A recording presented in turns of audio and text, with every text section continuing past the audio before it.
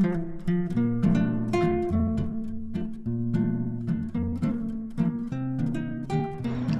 Friends, आपका मेरे channel तेजस career point में स्वागत है।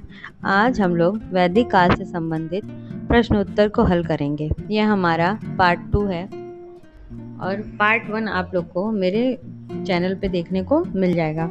ये जितने भी अब तक के एग्ज़ाम हो चुके हैं, दरोगा, बिहार दरोगा, यूपी दरोगा वाले, SSC, NET, JRF, TGT, PGT, इन सभी परीक्षाओं में आपको ये क्वेश्चन देखने को मिलेंगे। ये सारे प्रीवियस ईयर क्वेश्चन आंसर हैं। तो आइए हम लोग अपने टॉपिक को स्टार्ट करते हैं। वैदिक काल से संबंधित प्रश्न उत्तर।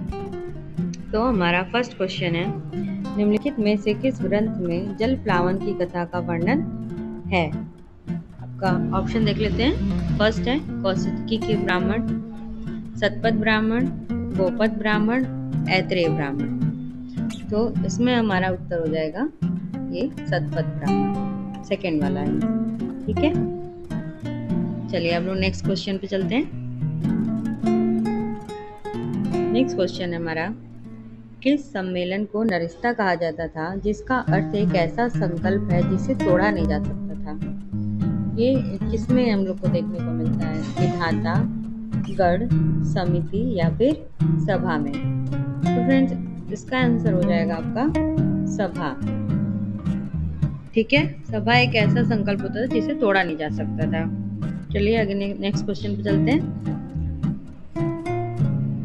थर्ड क्वेश्चन है हमारा, सूची 1 को सूची 2 से मिलाएं। एक तरफ आपके वेद दिए हुए हैं, दूसरी तरफ ब्राह्मण दिए हुए हैं। किस वेद का कौन सा ब्राह्मण है यह हम लोग को बताना है। आइए ऑप्शन देख लेते हैं। फर्स्ट है हमारा ऋग्वेद गोपद ब्राह्मण, सामवेद सतपथ ब्राह्मण, यजुर्वेद ऐत्रेय ब्राह्मण या फिर अथर्ववेद पंचविश ब्राह्मण। तो फ्रेंड्स इसका आंसर क्या हो जाएगा?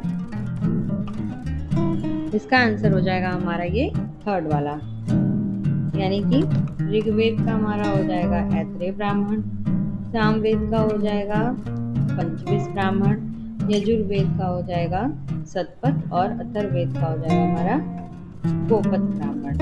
ठीक है फ्रेंड्स, चलिए नेक्स्ट चलते हैं। निम्नलिखित में से किस निरुक्त का प्रणेता कहा गया है? किसे कहा गया है निरुक्त का प्रणेता? बादरायण को, यास्क को, पतंजलि को या फिर पाणिनि को? तो यास्क को निरुक्त का प्रणेता माना जाता है। ठीक है, हमारा ये सेकंड ऑप्शन सही हो जाएगा, यास्क को। चलिए नेक्स्ट क्वेश्चन पे चलते हैं। उत्तर वैदिक काल में पालागल से तात्पर्य था, यानी ये पालागल होता था उत्तर वैदिक काल में, उसे क्या कहा जाता था?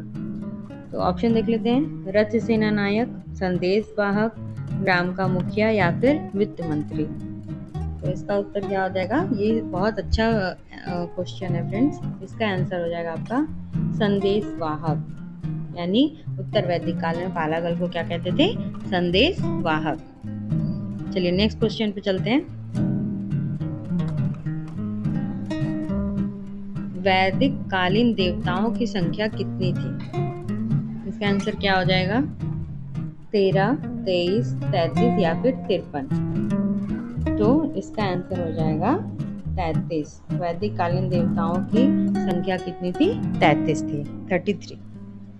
नेक्स्ट क्वेश्चन की ओर चलते हैं। युद्ध का प्रारंभ मनुष्य के मस्तिष्क में होता है, ये किस ग्रंथ में उल्लिखित है? यानी किस ग्रंथ में कहा गया है कि युद्ध का प्रारंभ जो है वो मनुष्य के मस्तिष्क में होता है? इसका आंसर क्या हो जाएगा? आइए पहले ऑप्शन देख लेते हैं। ऋग्वेद, सामवेद, अथर्ववेद या फिर मुंडक उपनिषद। तो इसका भी आंसर हो जाएगा फ्रेंड्स हमारा ये अथर्ववेद, यानी अथर्ववेद में युद्ध का प्रारंभ मनुष्य के मस्तिष्क में होता है, ये कहा गया है। आइए फ्रेंड्स हम लोग प्रश्न संख्या 8 की ओर चलते हैं। इसमें क्या क्वेश्चन पूछ रहा है? वेदों के काव्यात्मक हिस्से को क्या कहा जाता है? आई थिंक ये आप सबको आंसर पता होगा। इसका आंसर होगा हमारा संहिता, यानी वेदों के काव्यात्मक हिस्से को संहिता कहा जाता है।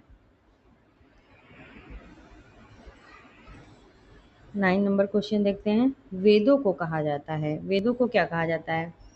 वेदांत कहा जाता है, दर्शन कहा जाता है, ध्वनि उच्चारण कहा जाता है या फिर व्याकरण कहा जाता है?